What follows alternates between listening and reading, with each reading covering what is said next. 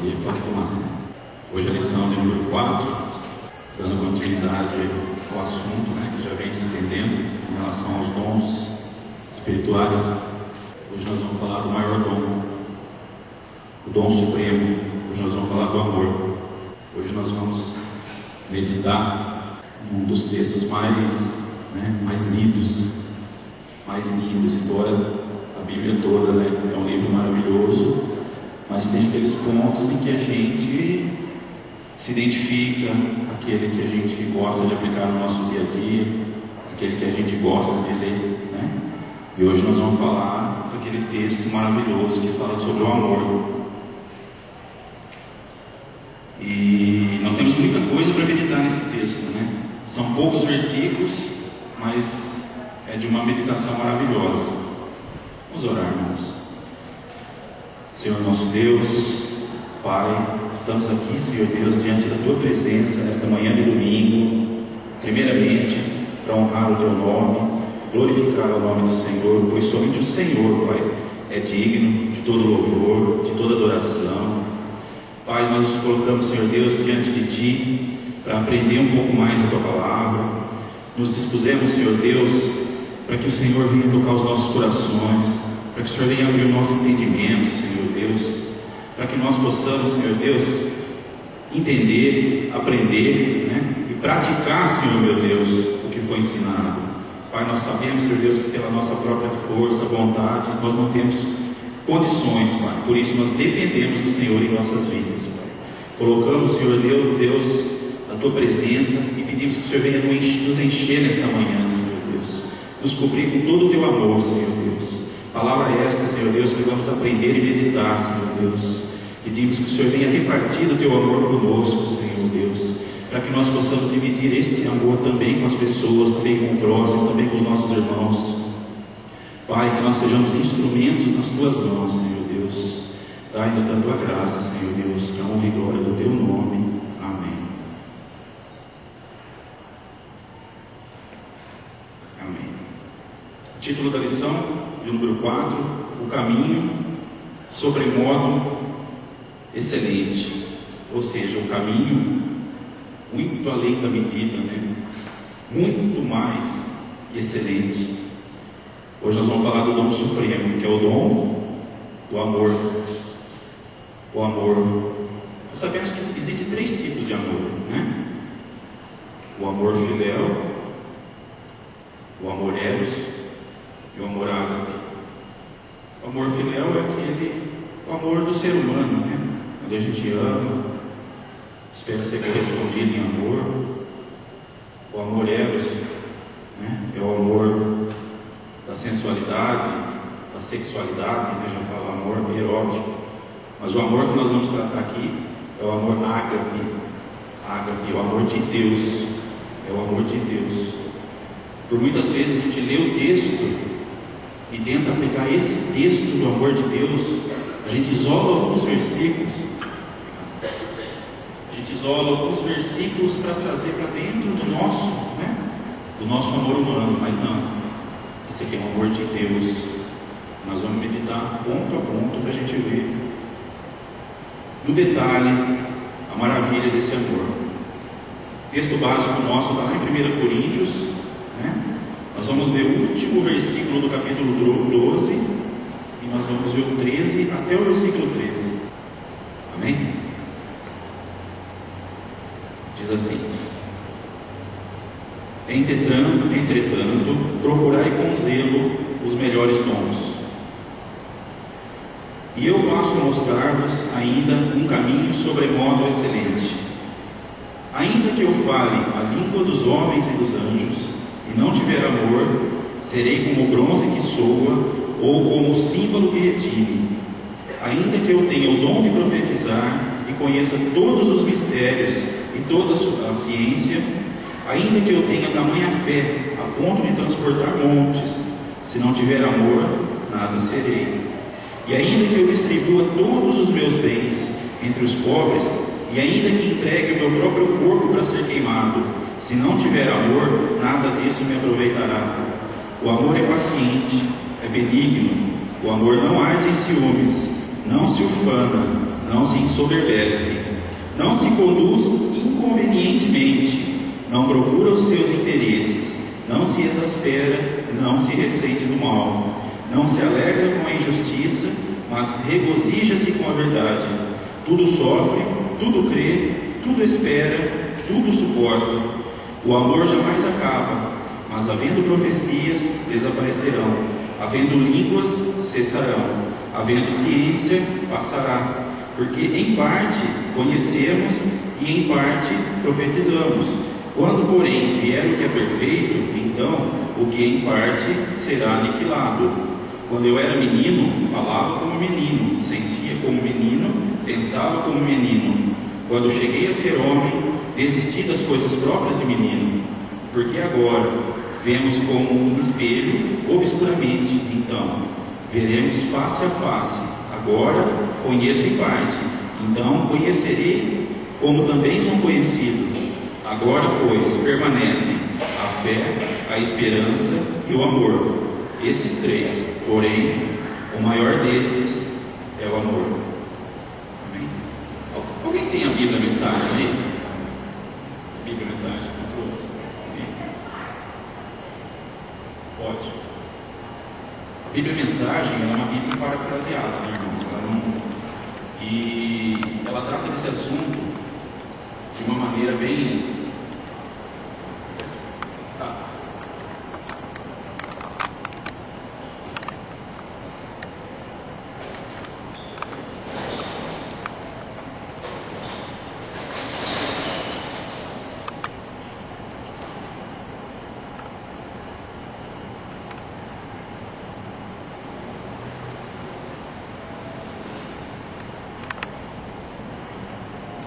Diz assim, irmãos: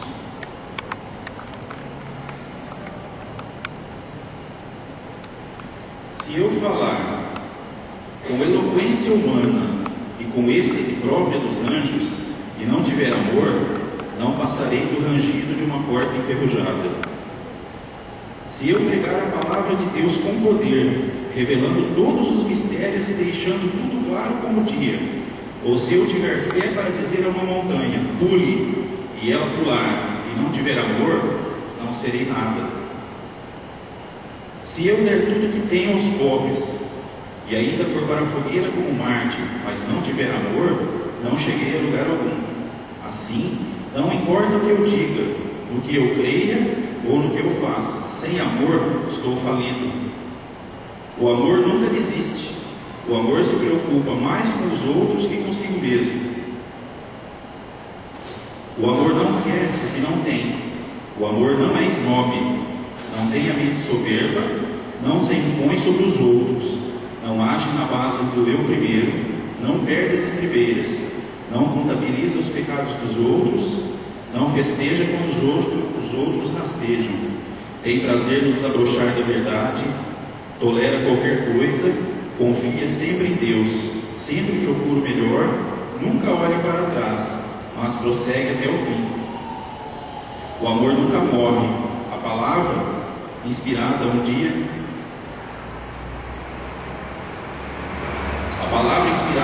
será esquecida. A oração em línguas vai passar. O entendimento alcançará seu limite. Nós conhecemos apenas parte da verdade, e o que dizemos a respeito de Deus é sempre incompleto. Mas quando o que é completo chegar, tudo que é incompleto em nós deixará de existir. Quando eu era bebê, no colo da minha mãe, eu balbuciava como qualquer bebê. Depois cresci, deixei para sempre essas coisas de bebê. Hoje não vemos as coisas com clareza. Estamos como que num nevoeiro, enxergando com dificuldade por entre a neblina. Mas isso não vai durar muito. O tempo vai melhorar e o sol vai aparecer. Então veremos tudo tão claramente quanto Deus nos vê, conhecendo diretamente, assim como Ele nos conhece. Mas por enquanto, até chegar à perfeição, temos três coisas que nos guiam até a consumação de tudo: confiança firme em Deus, esperança inabalável e amor extravagante. E o melhor desses três é o amor. Um pouco mais, uma linguagem mais própria nossa, né? Deu para entender? bastante. O texto devocional nosso, irmãos, vamos dar uma letrinha rapidinho. Está lá em 1 João, capítulo 4,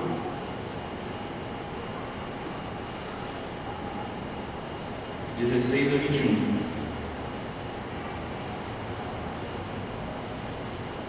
Diz assim: e nós conhecemos e cremos no amor que Deus tem por nós. Deus é amor, e aquele que permanece no amor, permanece em Deus, e Deus nele.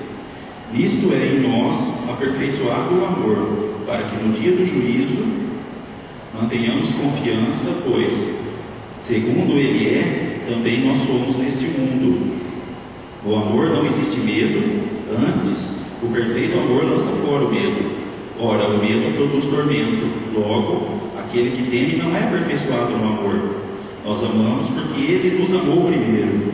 Se alguém disser, ama a Deus, e odiar a seu irmão, é mentiroso.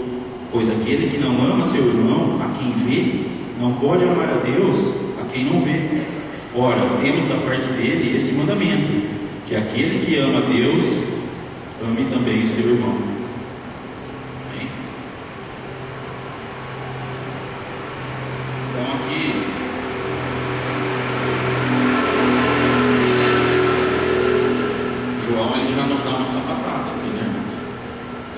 Aquele que ama a Deus e não ama seu irmão é mentiroso. Aí a gente já começa a refletir com Jesus: será que eu amo a todos os meus irmãos? Porque se eu digo que amo a Deus, nunca vi Deus face a face, nunca sentei no meu café com Ele, como que eu posso dizer que não amo meu irmão se eu sento do lado dele, se eu vejo ele, eu estou com ele todos os dias?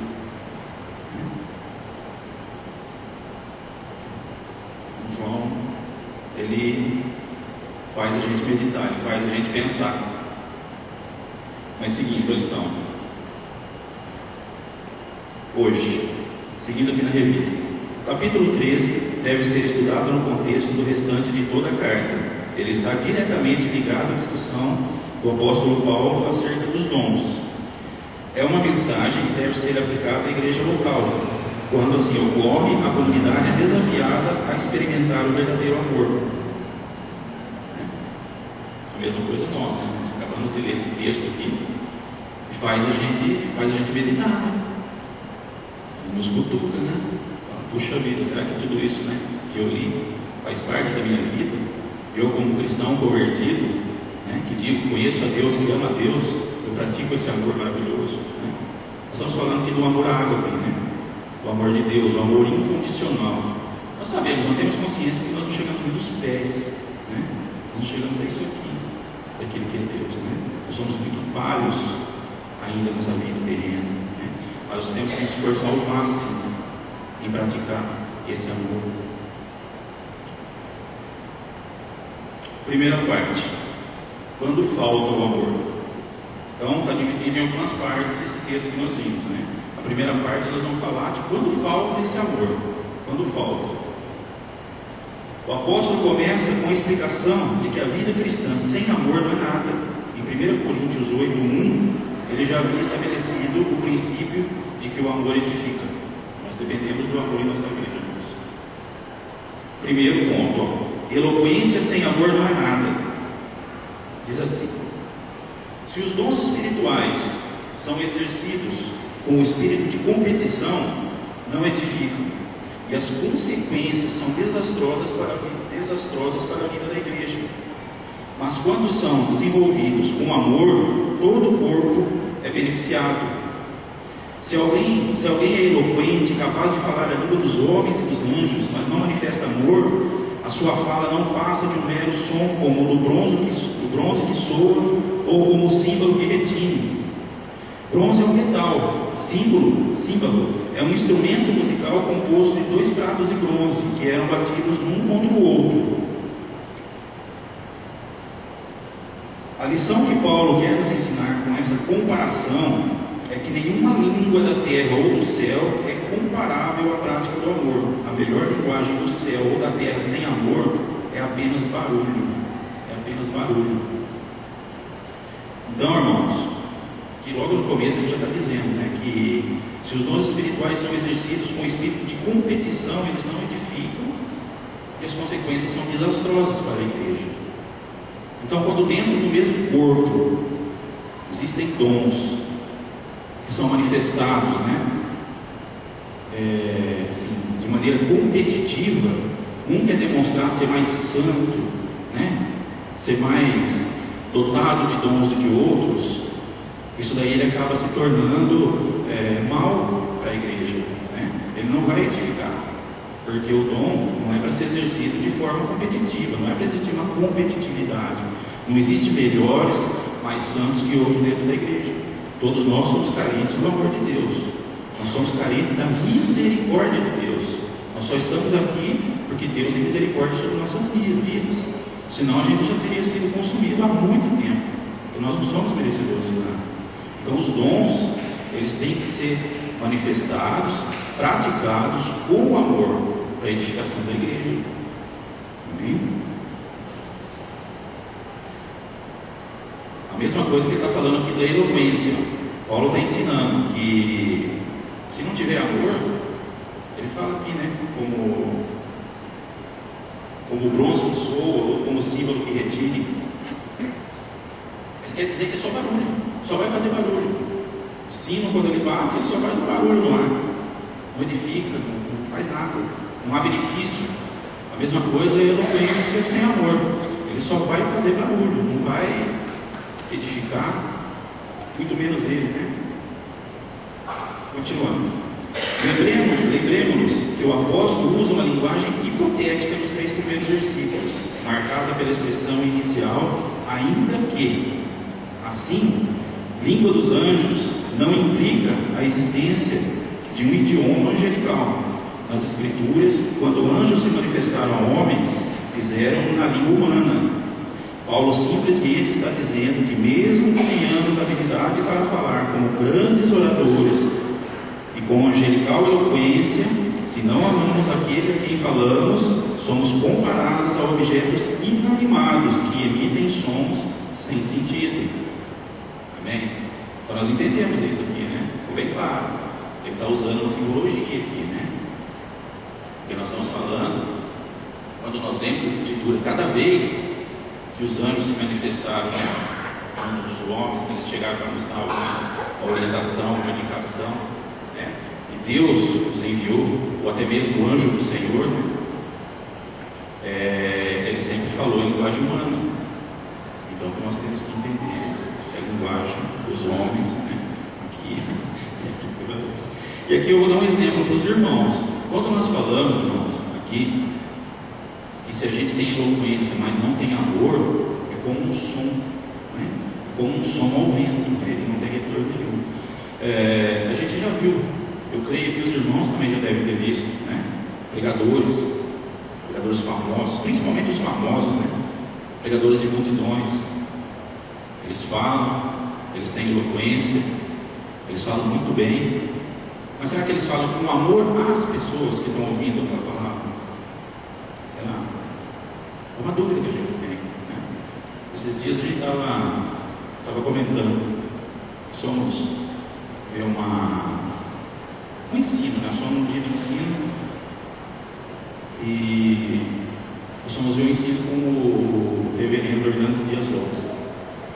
E era um sonho que eu tinha de ver ele pessoalmente, né? Porque eu admiro muito ele, tenho alguns livros dele, e assim, a gente, lógico, a gente não tem que idolatrar ninguém, mas a gente tem pessoas que a gente gosta, né?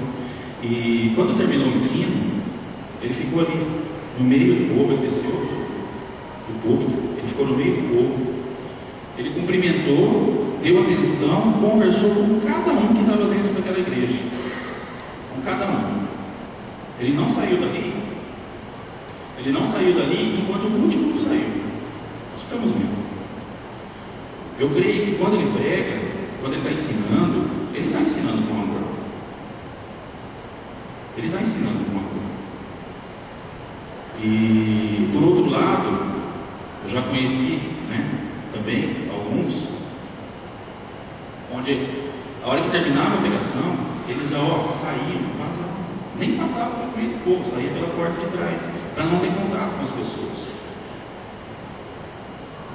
Teve uma vez que nós organizamos, ele veio e ele saiu rapidinho, porque ele falou assim que ele não poderia ficar, porque senão as pessoas iam tomar o tempo dele, ele precisava, ele tinha outros compromissos, e ele já coloca aqui em todas as igrejas que ele vai, porque ele tem pressa.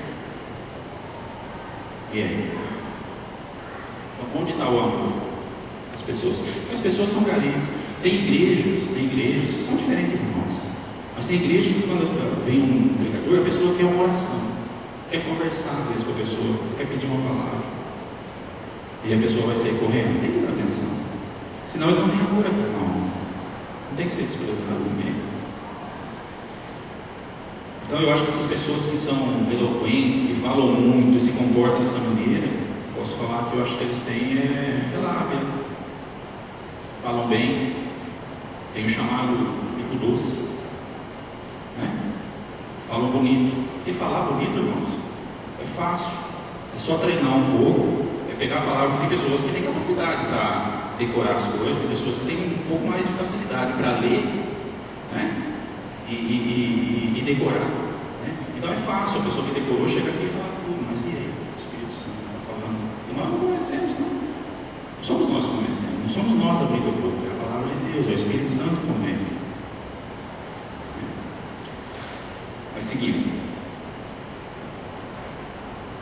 Segundo ponto, profecia, conhecimento e fé sem amor não são nada. Ter o dom de profetizar, conhecer todos os mistérios e toda a ciência e ter uma fé suficiente para transportar montes é algo muito grandioso. Entretanto, sem amor, nada disso tem valor. Então, o próprio texto aqui já está sendo bem claro, né? Sem amor, não adianta toda essa grandiosidade. Terceiro ponto, benevolência e martírio sem amor não são nada. Todos os nossos atos de misericórdia e dedicação, se não forem motivados pelo amor, de nada adiantarão. O significado de distribuir todos os meus bens entre os pobres é adotar um programa sistemático de distribuição dos recursos que se adquirem durante a vida aos pobres. Mesmo que alguém consiga fazê-lo, se não for feito com amor genuíno, não é um ato espiritual. Benevolência com amor faz sentido. Benevolência sem amor não vale nada. Muitas pessoas, né, irmãos, que a gente sabe, eles fazem doações, fazem a obra, né, por obrigação. Não, eu tenho que fazer a obra. Eu tenho que fazer a obra. Então não tem amor naquilo que está fazendo. Está fazendo por obrigação. Eu preciso fazer. Eu tenho que computar isso como bem na minha vida, né? Porque eu preciso fazer para que Deus me reconheça, né? Para que Deus veja o que eu estou fazendo. Eu não faço porque eu sou crente, né? Eu tenho que pensar dessa maneira. Não posso pensar nisso, né? Existem entidades, existem várias pessoas que fazem a obra, né, com um determinado sentido aí, né? Por exemplo, quando eu frequentava a igreja católica, era assim: os católicos fazem a obra, eles doam cesta básica, eles têm as pastorais deles lá. Para quê? Porque eu preciso fazer o bem, porque quem faz o bem, a obra aqui na terra, o céu está garantido. Minha mãe, ela não é convertida, os meus pais não são convertidos, né? E ela cuidou até o fim da vida do meu avô e do meu tio, que ficaram inválidos.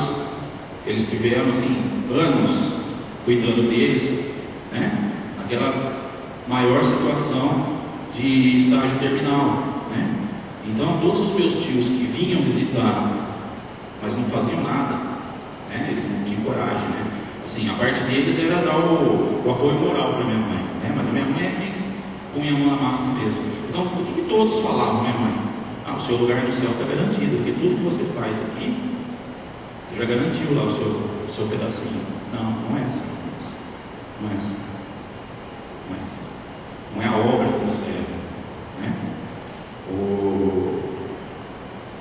Os gentios também, que são espíritos, e eles fazem a obra também. Eles fazem muito mais a obra do que nós, porque eles são obrigados a fazer a obra, né? Porque no pensamento deles é assim, ó, quanto mais eu faço a obra, quanto melhor eu sou como pessoa aqui, melhor eu vou vir na próxima vida. Porque eles não acreditam na ressurreição como nós, eles acreditam na reencarnação. Eles acreditam que depois dessa vida eles virão numa outra vida. E quanto mais assim, quanto melhor eles forem aqui, melhor eles serão na próxima vida, até que eles atinjam o karma deles, né? Que é o ponto alto. Então existem interesses em fazer a obra, né? E não. E aqui na lição o que está nos ensinando? Que sem amor nada disso vale. Nós podemos fazer tudo. Mas se nós estamos fazendo por obrigação, porque nós temos que cumprir alguma coisa, nada disso vale. Entregar o corpo para ser queimado significa entregar-se para ser queimado vivo, como aconteceu com tantos mártires cristãos em Roma. Era uma execução que provoca uma morte agonizante. Mas mesmo que a pessoa se exponha a uma morte tão penosa como essa, se lhe falta o amor, de nada lhe adiantará. No primeiro século, atribuía-se grande mérito aos atos de caridade e sofrimento. Paulo diz que o amor é essencial. Sem ele, tais atos não trazem proveito. Mesma coisa, irmãos. Não importa que a gente dê a nossa vida, que a gente se martirize, mas se não tiver amor, de nada adianta. Segundo ponto, as características do amor. Nós falamos quando falta o amor, certo? Quando falta o amor, a eloquência não adianta nada, profecia, conhecimento e fé sem amor não é nada, e benevolência, ser bom, né? E martírio sem amor também não é nada. Agora nós vamos falar um pouquinho das características do amor. Que amor é esse? A palavra grega para tal qualidade de amor é ágape. Ágape, lembra que nós falamos? Ágape é aquele amor de entrega, é aquele amor incondicional, é o amor de Deus, amor total. Não era uma palavra comumente usada. Ela foi introduzida no grego neotestamentário, especificamente porque o amor de Deus visto em Jesus de Nazaré exigia uma nova palavra. Esse é o amor que deve caracterizar a comunidade cristã, está lá em João 13,35, e por meio do qual Jesus é conhecido como Filho de Deus e Salvador do mundo. Paulo passa a descrever o que é esse amor, né? Paulo passa a descrever o que esse amor é e o que não é. Então Paulo vai falar agora das características do amor. Primeiro, duas virtudes essenciais do amor. O amor é ativo, não é abstrato nem passivo. Estas duas virtudes do amor, a paciência e a benignidade, assim como todas as outras, são práticas. Ou seja, a gente tem que praticar, não é só para guardar para nós não, é ação, né? Primeiro, paciência. Então a gente começa já a testar em nós aqui, né? O nosso manifestar do dom, né? Do dom do amor. Primeiro, paciência. Quem é dotado desse amor pratica a paciência ou a longanimidade para com outras pessoas, isto é, tem infinita capacidade para suportar até quem é de difícil trato, sem reclamar. Efésios 4:2, ela vai falar como Deus age em relação aos homens.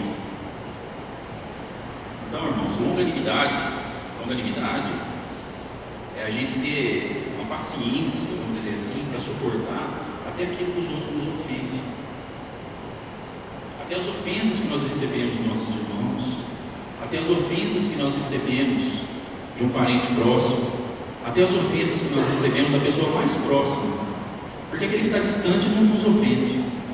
Aquele que está distante, ele passou ali, ele gritou na rua, ele gritou com a gente, fez alguma coisa, ofendeu, mas ele foi embora, passou. A gente não guarda nada dessas pessoas.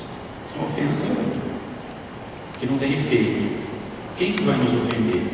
Aquele que é próximo de cada um de nós, aquele que convive com a gente, aquele que dorme e acorda do nosso lado, né? os nossos filhos, os nossos pais, os nossos amigos mais chegados, né? Alguém que trabalha com a gente, aquele que está diariamente no nosso ambiente de trabalho, né? Essas pessoas nos ofendem, essas pessoas nos machucam, né? Essas que fazem com que a gente sinta quando a gente é maltratado, quando a gente é contrariado, quando a gente é humilhado. E a longanimidade é a paciência que a gente tem para suportar essas ofensas sem reclamar. A gente consegue reclamar? A gente consegue ficar sem reclamar? É difícil, né? É difícil, mas nós temos que praticar. Nós temos, né? O amor de Deus é longânimo. E a benignidade. Benignidade é complementar a paciência. Implica reagir com bondade aos que o maltratam. Não é somente desejar o bem-estar dos outros, mas fazer alguma coisa para promover esse bem-estar. Mateus 5, 39 e 42 vai falar isso. Vai falar lá quando... Depois a gente...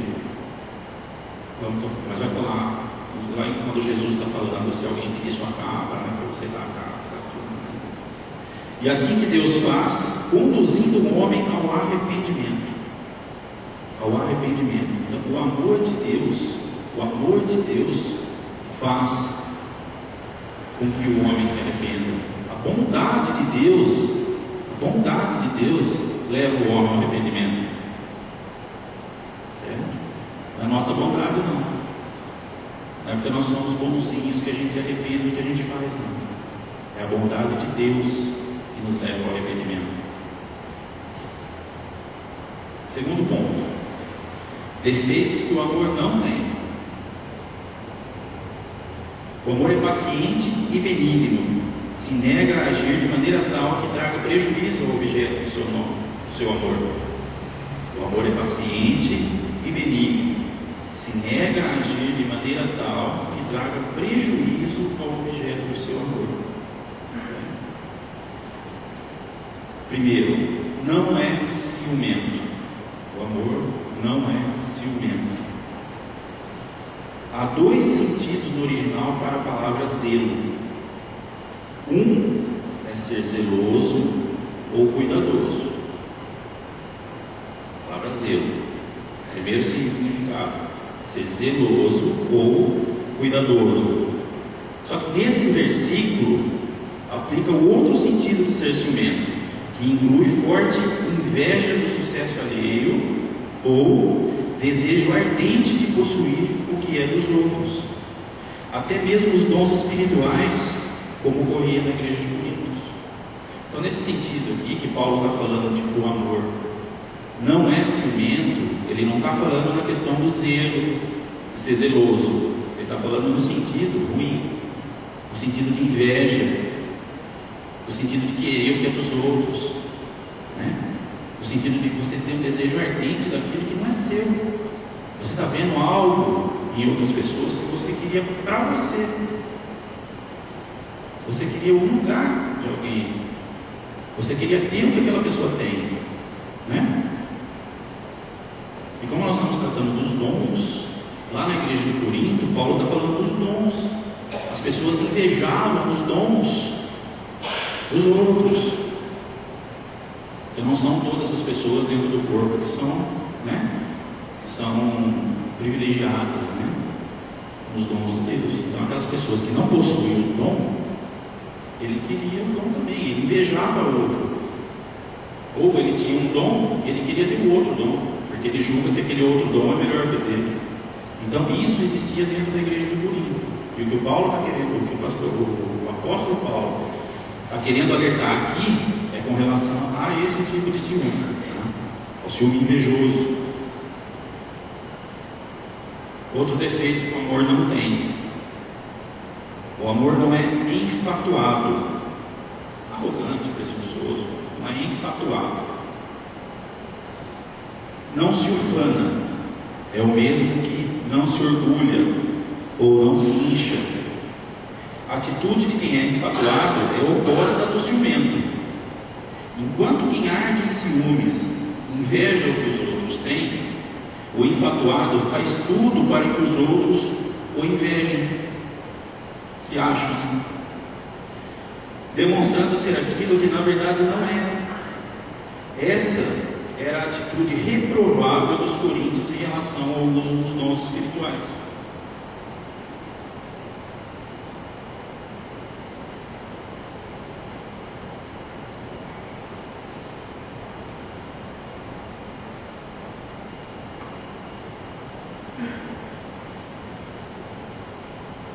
Então aqui, irmãos, nós vimos exatamente o contrário, né? Existiam as duas. Ou seja, existia o ciumento, existia aquele que via algo em alguém e queria aquilo para ele, tinha inveja, tinha um desejo de ter aquilo que o outro tem e ele não tem. E existia o oposto, é aquele que fala assim: ó, eu tenho, você não, sou melhor que você. Eu provoco a inveja no outro. Eu provoco a inveja no outro. Ó, eu sou melhor que você. Eu gosto mais do que você.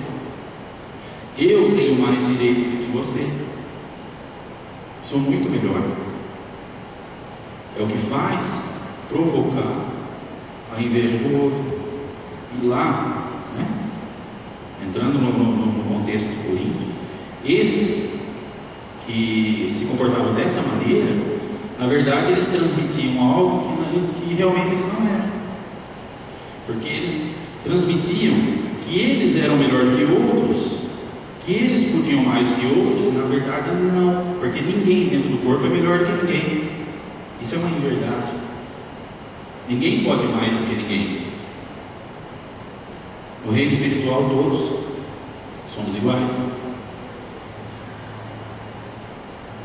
Certo?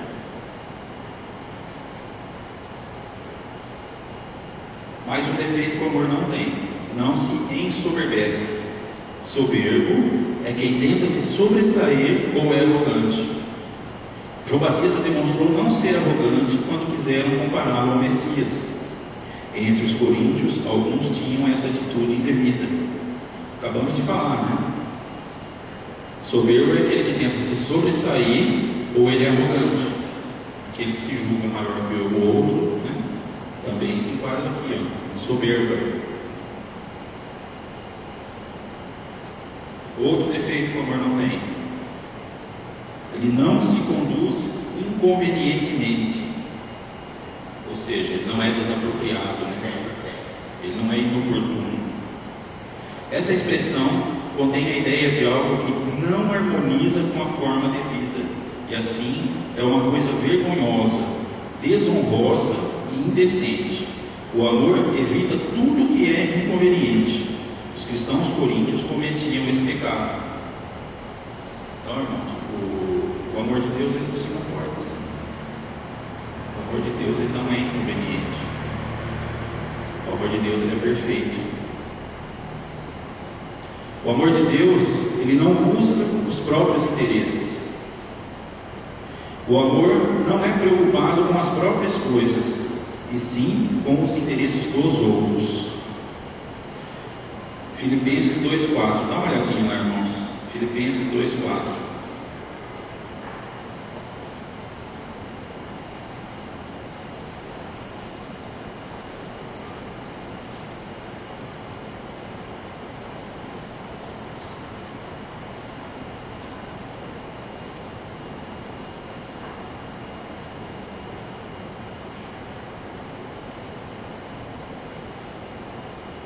Diz assim: não tenha cada um em vista o que é propriamente seu, senão também cada qual o que é dos outros.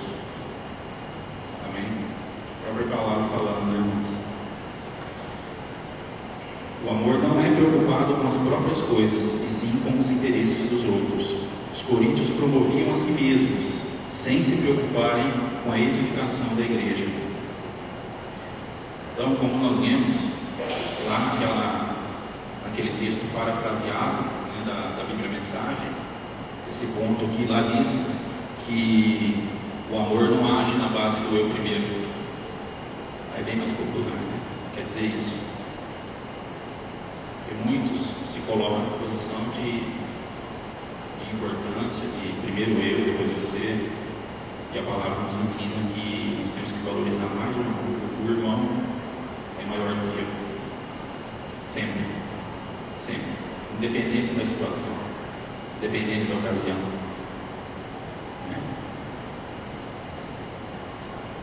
O amor não se exaspera.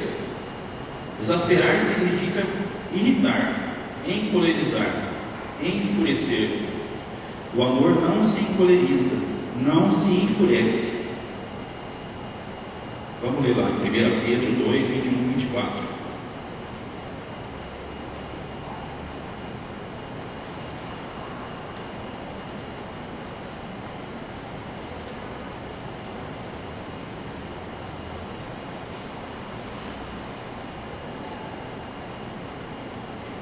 Quem achou pode ler para mim, por favor?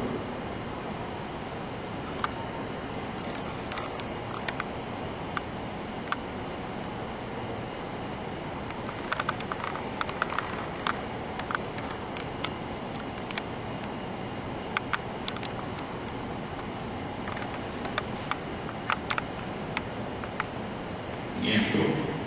Eu leio, irmãos. Por favor.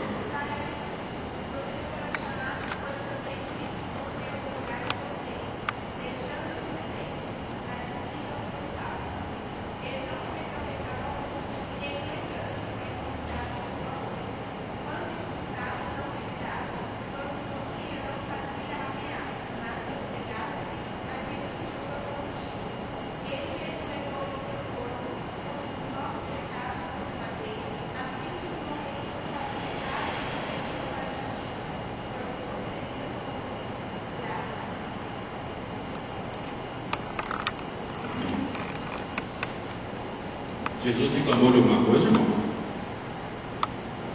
Reclamou de todo sofrimento, de todo julgamento, tudo aquilo que foi cometido contra ele, né? Os maus testemunhos, né? Os testemunhos errados, para poder julgar ele, para poder levar ele para a cruz, as pessoas que falaram mentiras sobre ele na hora do julgamento, né? Todo aquele sacrifício. A Bíblia fala que ele foi comum, cordeiro, né? Mudo, calou, não falou nada. Tudo aquilo que aconteceu, diferente de nós seres humanos, né? Nervosinhos, nós somos nervosinhos, né? Ninguém pode pisar no nosso calo, não, que a gente já quer rodar baiano, né? Como diz o outro. Se a coisa for assim, a gente faz a coisa ficar assim, a gente potencializa aquilo para dar mais valor à nossa revolta, para justificar a nossa rebeldia, para justificar o nosso comportamento errado. Nós temos que ter uma justificativa para aquilo, para aquele chilique nosso, né? Nós temos que ter uma justificativa. Então o que a gente faz? A gente potencializa, a gente aumenta, não é isso? E aqui ele está dizendo que o amor não se exaspera. Exasperar significa irritar, encolerizar, enfurecer, ou seja, tornar as coisas mais intensas, né? Então, o negócio precisa fermentar de uma forma grandiosa para que justifique, né? Mas o amor de Deus, ele não faz assim. Seguindo, vamos lá. Não se ressente do mal. Vamos rapidinho para acabar. Não se ressente do mal. O amor não leva em consideração o mal praticado contra si. Nunca guarda ressentimentos, mas livra a mente do mal praticado pelos outros, praticando o perdão. Quem ama, perdoa. Certo? Nós não podemos guardar rancor, nós não podemos guardar mágoa, porque o amor, ele perdoa, ele não ressente do mal. Não se alegra com a injustiça. O amor não se alegra com o mal. Outra tradução para a palavra justiça. Acaba a língua aqui, é difícil. Embora conviva com a existência do pecado, não encontra alegria nele, mas sim na verdade que vem de Deus, que é amor. Injustiça aqui tem a ver com a prática da vontade de Deus. O cristão que ama não se alegra com a injustiça, com a incoerência, mas sim com a verdade aplicada à vida diária.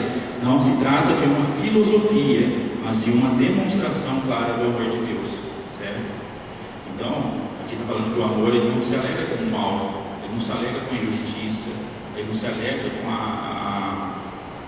as coisas erradas desse mundo, né? E sim com a verdade. Vamos lá.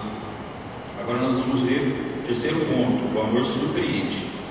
O apóstolo Paulo deixa de falar do que o amor não é para afirmar o que o amor faz. Vamos lá, o que o amor faz? Primeiro, ele sofre. Sofre pode ter a ideia de cobrir. 1 Pedro 4,8, no sentido de apagar o que no outro é desagradável.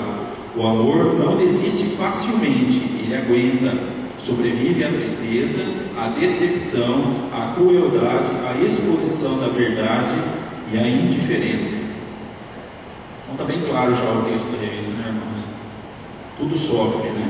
Sobrevive à tristeza, à decepção, à crueldade, à exposição da verdade e à indiferença. Segundo, tudo crê. O amor tem uma atitude de confiança para com os outros. Ele prefere crer nas boas intenções das pessoas do que lhes manifestar desconfiança. A pessoa que ama está sempre disposta a levar em conta as circunstâncias e a considerar nos outros o que tem de melhor. Quem ama, confia. Quando a confiança é quebrada, a primeira reação do amor é restaurá-la. Certo? Então, vimos aqui, irmãos, que quem ama, confia. Por muitas das vezes a gente desconfia de tudo, desconfia de todos, a gente julga precipitadamente, né? Sempre desconfiando do amor de Deus. A pessoa que ama, ela vai confiar, ela vai aplicar na vida dela aquele ditado que diz, né? Até que me prove o contrário, tudo que você diz é verdade. Tem gente que aplica o contrário, né? Até que me prove o contrário, que você diz é mentira. A gente vê isso no nosso dia a dia, infelizmente. Terceiro, tudo espera. Não se trata de um otimismo irracional que ignora a realidade. Antes, traz a ideia da recusa de tomar o fracasso como final. Deus não considerou a falha de Israel como o fim da sua relação com o povo. Mesmo quando a pessoa que ama é desapontada, ela continua a ter esperança. Certo? O amor espera, o amor não desiste facilmente, não. Ele não desiste. Aqui está falando assim, né? Ele traz a ideia de recusa de tomar o fracasso como final. Ele não vai desistir. Não vai achar que ponto, acabou. Não estou fracassado, eu tenho esperança, eu vou até o fim. Chego lá. Tudo suporta. Suportar era um termo militar usado em relação ao exército que guardava uma posição vital a qualquer custo. Inclui a ideia de constância. O amor não se deixa vencer, mas luta, sejam quais forem as dificuldades. Estevão é um exemplo do amor que suporta. As pedras que lançavam sobre ele não o fizeram deixar de ter a esperança de que os seus apedrejadores poderiam ser salvos. A gente conhece o texto. Ele, mesmo sendo apedrejado, ele ainda, assim como Cristo, ele dizia que aquelas pessoas não sabiam o que estavam fazendo. A palavra tudo, repetida 4 vezes nesse verso, não é um exagero do apóstolo. Indica que o amor, muito além de ser uma qualidade humana, constitui-se um atributo divino a nós concedido, e por isso surpreende. Nos diversos relacionamentos do dia a dia, é apenas o amor divino em Jesus que nos capacita a sofrer, crer, esperar e suportar. Nós amamos porque Ele nos amou primeiro. Nós amamos porque Ele nos amou primeiro. A irmã, quando estava entregando aqui, encerrando o louvor da sua oração, ela disse essa frase. E eu já tinha lido essa frase aqui. Nós amamos porque Ele nos amou primeiro. Se Ele não houvesse nos amado, nós não amaríamos.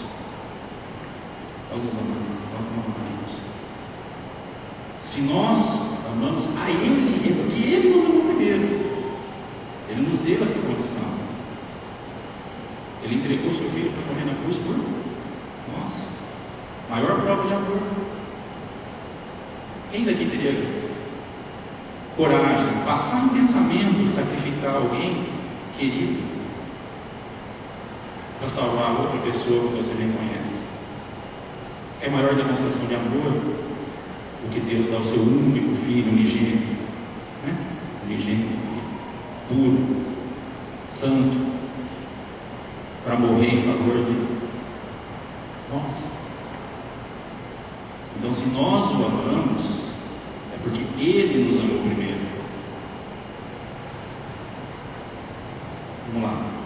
Quarta parte. A permanência do amor.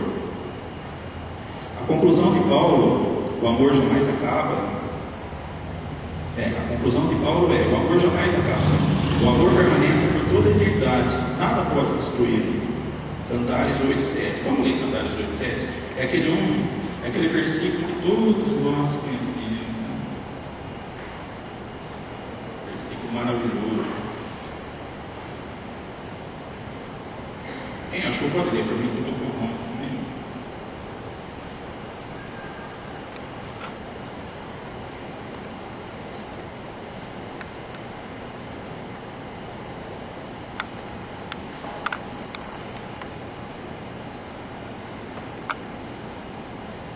Sabe de cor esse versículo, né?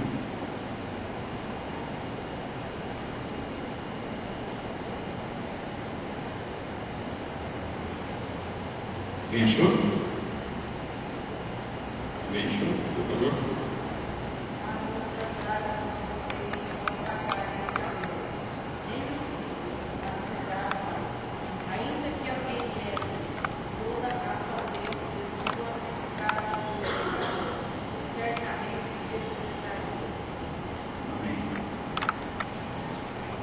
Nada pode apagar o amor, né? Nada. Nem as muitas águas, nem nada. É eterno porque está fundamentado em Deus, e Deus é amor. Vamos lá. Permanência do amor. Primeiro, os dons são temporários e parciais. Em contraste com a permanência do amor, Paulo destaca o caráter temporal e parcial dos dons espirituais. Certos dons, aos quais os coríntios se apegavam como se fosse o seu quinhão, terão fim. As profecias desaparecerão.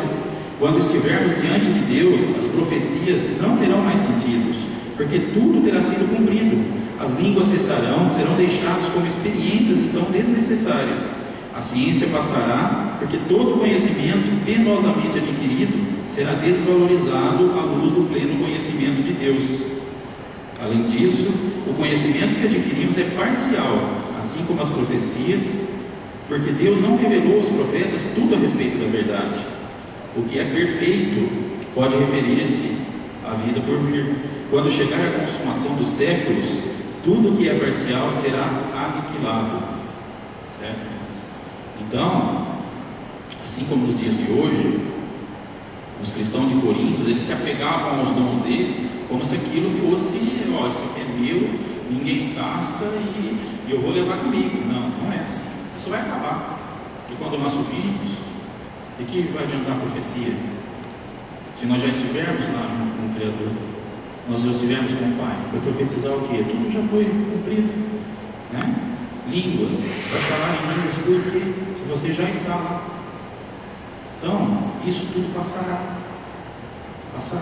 Não se apegue, então. Os dons elementares. Paulo ilustra com a vida do homem o contraste entre o parcial e o completo. O parcial é comparado ao menino à infância. Na vida terrena, todos os cristãos são crianças, em vista do que serão quando se tornarem perfeitos no céu. Na presente vida, mesmo com a palavra de Deus e a iluminação do Espírito, nós vemos como um espelho. Mas quando entrarmos na presença do Senhor, conheceremos vastos tesouros do conhecimento de Deus. Vamos vê-lo face a face. Amém? Hoje nós vemos como um espelho, nós veremos face a face. O amor é maior.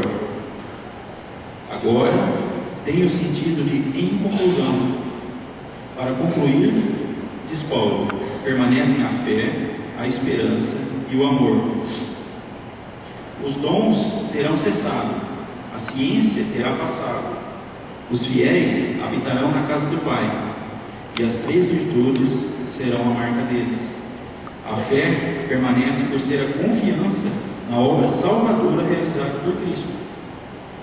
A esperança permanece porque é viva e consiste na certeza das grandes verdades que perduram. O amor, entretanto, ocupa uma posição suprema.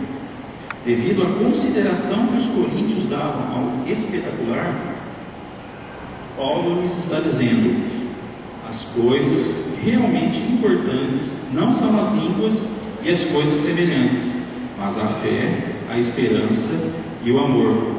E não existe nada maior do que o amor. Então, como nós estamos falando, o amor é o dom supremo, é o maior. Porque todos os outros dons que foram citados, sem amor, não tem efeito, não vale de nada. Então o amor é que conduz, o amor é que alimenta os outros dons.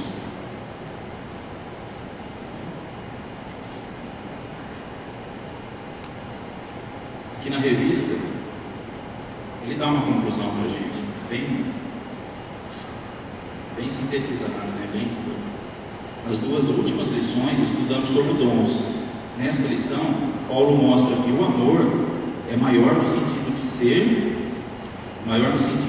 que dirige tanto a busca como o exercício dos dons na igreja.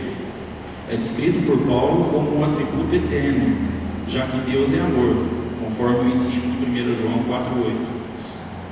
Então Paulo ele ensina que se Deus é amor, o maior dos dons é amor. E sem o amor, os outros dons não têm efeito algum. O amor é o combustível dos outros dons, né? Aqui já é mais uma reflexão para cada um de nós, irmãos. Reflexão, diz assim: quando de sua vida e serviço cristão são regulados pelo princípio do amor? Para cada um de nós pensarmos e respondermos para nós mesmos, né? Quanto de sua vida e serviço cristão são regulados pelo princípio do amor? Qual sua motivação para servir? Como você trata problemas de relacionamento? Aqui nós lemos no texto devocional que nós temos que amar o próximo, né? Nós temos que considerar os outros maiores que nós. Como que você trata os problemas de relacionamento? Reflita. Aqui ele dá uma orientação, né? Durante essa semana, dedique tempo à reflexão e à oração. Peça a Deus que reparta com você do amor dele. Tire tempo também para fazer uma lista de atitudes que você pode ter e que demonstram o amor de Deus. Então, irmãos, para encerrar, né? O conselho que eu dou para mim também, né? Quando eu li, eu refleti e pensei, e eu peço que os irmãos também reflitam. Pratiquem mais o amor de Deus. Se esforcem. Eu sei que não é fácil, nós somos falhos, né? Como foi falado aqui no começo, essas são as características do amor ágape, do amor de Deus. Não, é sobrenatural isso, não é nosso. Então, mesmo que a gente não consiga, vamos tentar, vamos esforçar. Nós precisamos. Precisamos atingir o ponto máximo da nossa capacidade de amar. A gente tem que se esforçar para amar. A gente não pode esperar para retribuir o amor. Nós temos que amar sem esperar a retribuição. A retribuição ela vem automaticamente. Porque se você ama, se você pratica o amor, se você exerce o seu dom com amor, a resposta ela vem de forma, né, automática. Então não espere ser amado para retribuir com amor. Ame, pratique, se esforce. Amém? Alguém quer comentar alguma coisa? Oh, glória a Deus! Hoje os irmãos nem leram o que é.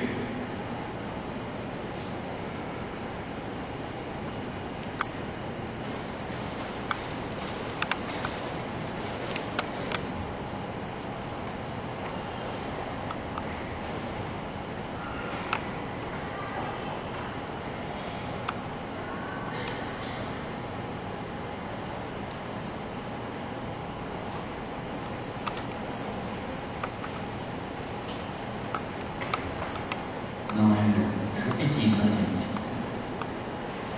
Com relação àquilo que você falou, do amor de Deus, né, de entregar Jesus na cruz por amor, eu vou falar um dia que eu fui refletir sobre João 3,16. Aí eu me questionei se eu entregaria o meu filho por um pecador, por um. E aí na mesma hora Deus falou comigo o seguinte: meu amor é perfeito. Eu amei ao mundo, as pessoas, os pecadores na época, né, e até hoje. Só que eu também amei o meu filho, porque eu me questionei assim, pera lá. Eu questionei o versículo, pensamento. Eu falei, mas Deus amou o mundo que entregou o seu filho, então Ele amou menos o filho do que o mundo. Já pensou você ver o seu filho lá na cruz? Comecei a chorar no meio do versículo. Eu não dava conta de ver. Só que Deus sabia que Jesus ficaria eternamente ao lado dele. Olha a perfeição e o tamanho do amor de Deus. Porque a gente pode interpretar essa passagem como assim: nossa, Deus trocou o seu filho por pecadores. Por amor. Mas o amor foi perfeito? Foi. Aí nessa hora eu falei para mim mesmo: eu entregaria o meu filho na cruz. Em qualquer situação. Se eu soubesse naturalmente que ele ficaria ao meu lado, lógico, qualquer um que eu acho que é pai entregaria. Então por isso que o amor de Deus é perfeito. Ele é perfeito assim, em todas as conclusões, entendeu?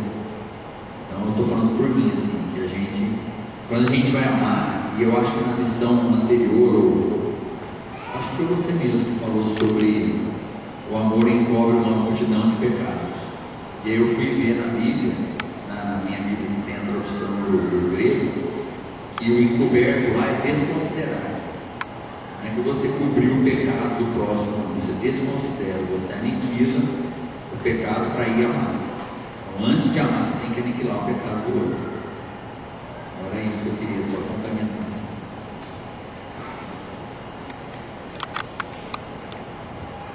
Amém. O amor de Deus, ele é perfeito. Realmente, o versículo João 3,16, se a gente parar para pensar, a gente realmente fica impactado. Mas a intenção é essa mesmo, porque o agir de Deus, o nosso intelecto, a nossa capacidade de pensar, não vai entender jamais o agir de Deus. Jamais entenderemos o agir de Deus. E esse versículo, João 3,16, é para isso mesmo. É para você ler, não é para passar por cima não. É para você ler e refletir sobre ele e impactar. E tem que impactar, tem que chocar. Tem que provocar uma mudança. Tem que provocar uma reflexão. Quando a gente quer ser transformado, a gente tem que ler e a gente tem que refletir sobre nossa vida, o que nós estamos fazendo. Lógico, ali foi o plano de salvação para toda a humanidade. Foi o plano de Deus a salvação de toda a humanidade.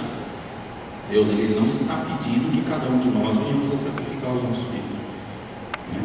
É o plano de Deus de salvação para a humanidade.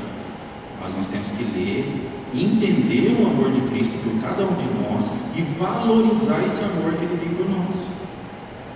Porque não adianta nada a gente ler, achar bonito, como se estivesse lendo um livro de literatura ou um filme de romance, um filme bonito na TV que tem uma história triste.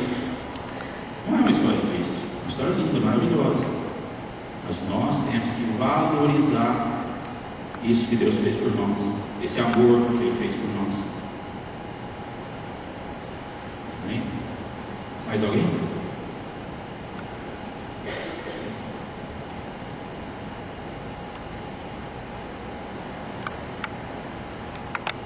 Esse versículo que diz aqui: as muitas águas não poderiam afogar esse amor.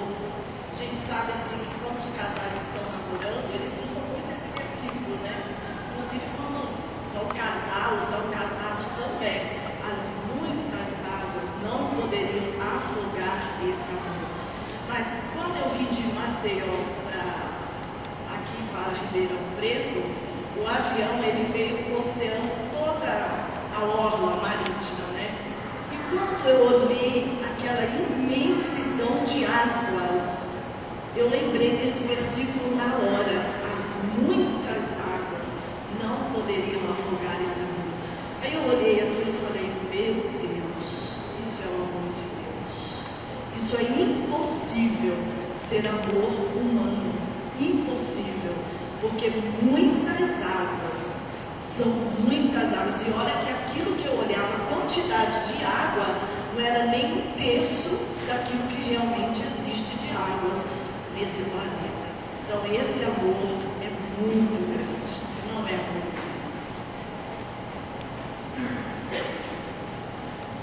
Amém. Por isso que ele disse ali, né? Paulo reforçou: o amor nunca acaba. Não tem o que extinguir o amor. Não tem o que extinguir o amor. Amém. Mais alguém? O Globo.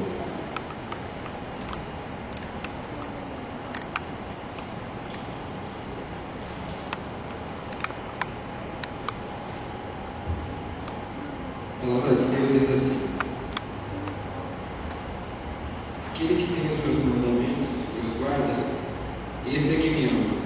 E aquele que me ama será amado do meu Pai, e eu amarei e manifestarei nele. Os 2 primeiros mandamentos que Jesus nos deixa: amarás seu Deus sobre todas as coisas e amarás as pessoas como a nós mesmos. Amém.